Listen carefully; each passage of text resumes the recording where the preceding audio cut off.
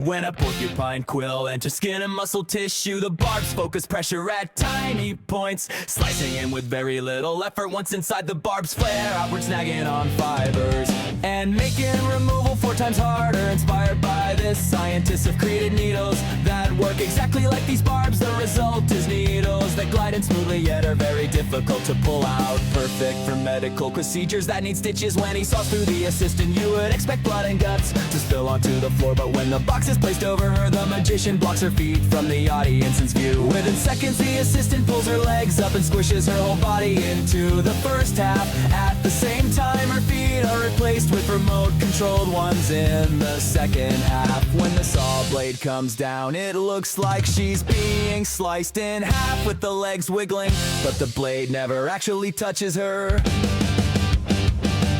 When Pinocchio lies, his nose grows. So what would happen if he said, "My nose is about to grow"? If it did not grow, that would mean he was lying, which would cause his nose to grow.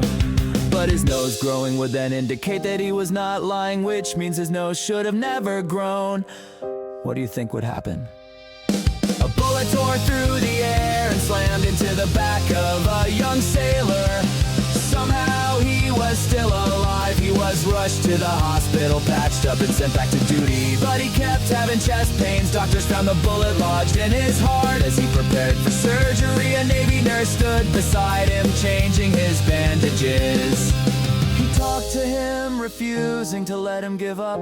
The bullet was safely removed, and he kept it with him. Every day the nurse checked on him, and his recovery turned into long conversations, then holding hands. By the time he left the hospital, they weren't just patient and nurse anymore.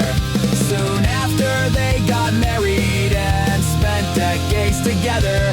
When he passed away, she kept the bullet close. At 106 years old, she finally gave it to a museum, where it now sits on display for thousands to see.